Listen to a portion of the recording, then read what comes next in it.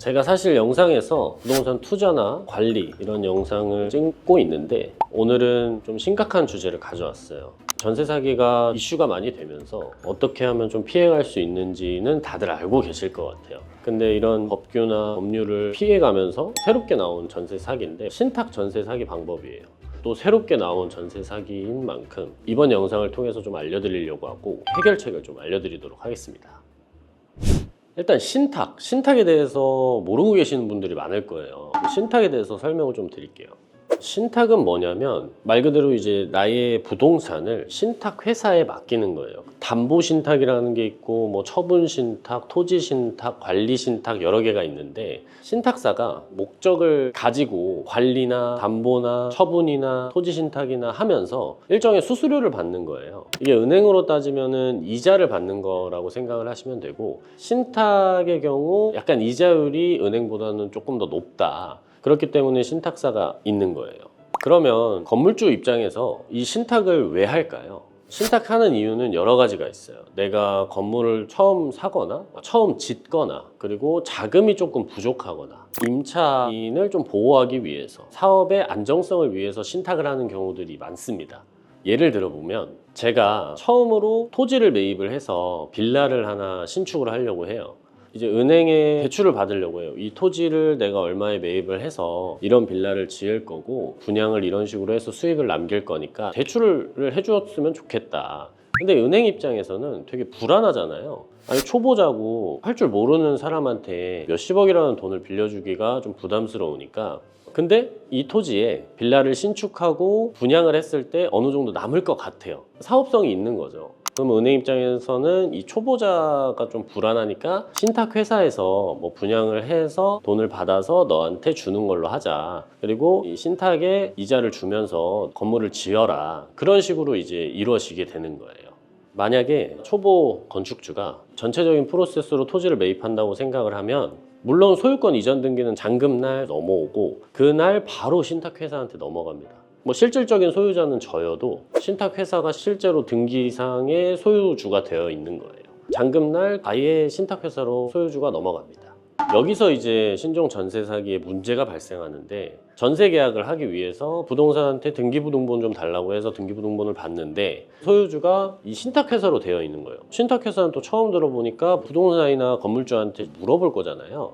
건물주만 나와서 아 이거 뭐 신탁회사 이거 뭐 내가 잠시 담보로 맡아놓고 내가 이자 주면서 돈을 빌린 거고 관리를 좀 해주고 있는 데다 뭐 등기 보면은 신탁 전에 어차피 내가 있지 않냐 잠시 명의만 이렇게 넘겨놓은 거다 임대차 계약 진행하면 된다 그래서 어차피 뭐 건물주 거고 잠시 맡겨놓은 거라고 하니까 건물주랑 임대차 계약서를 작성을 하게 됩니다.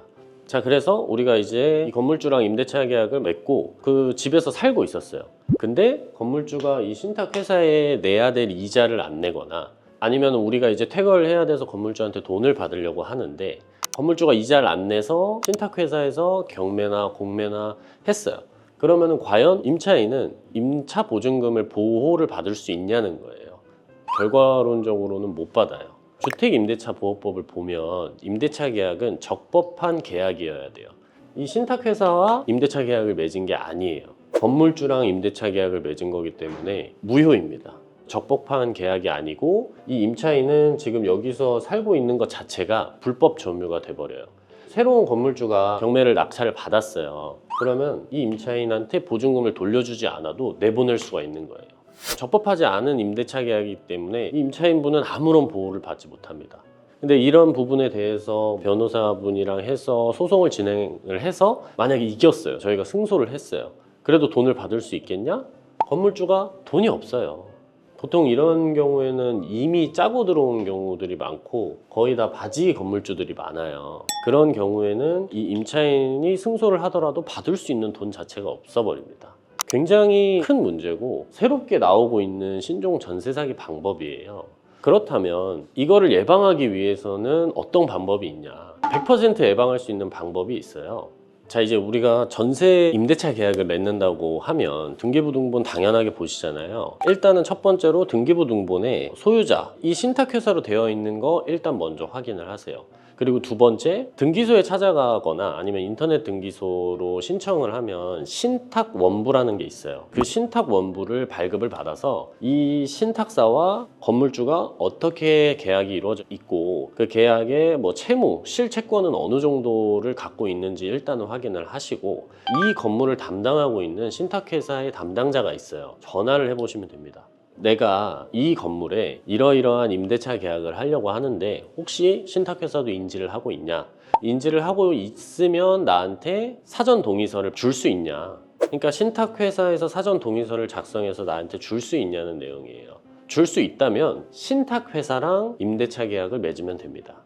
그렇게 하면은 적법한 임대차 계약이고 전세 보증금을 굉장히 안전하게 보존할 수 있는 거예요. 사실 임대차 계약이나 뭐 매매 계약이나 부동산의 계약은 굉장히 어렵고 그렇기 때문에 굉장히 신중하고 알면서 접근을 해야 됩니다. 그리고 전세 임대차 계약을 하실 때 등기부등본을 확인하고 신탁사로 되어 있다. 그러면 이 신탁 원부를 떼어보고 신탁사의 담당자랑 통화를 해서 확인해 보는 절차 꼭 필요하다 말씀드리고 싶습니다.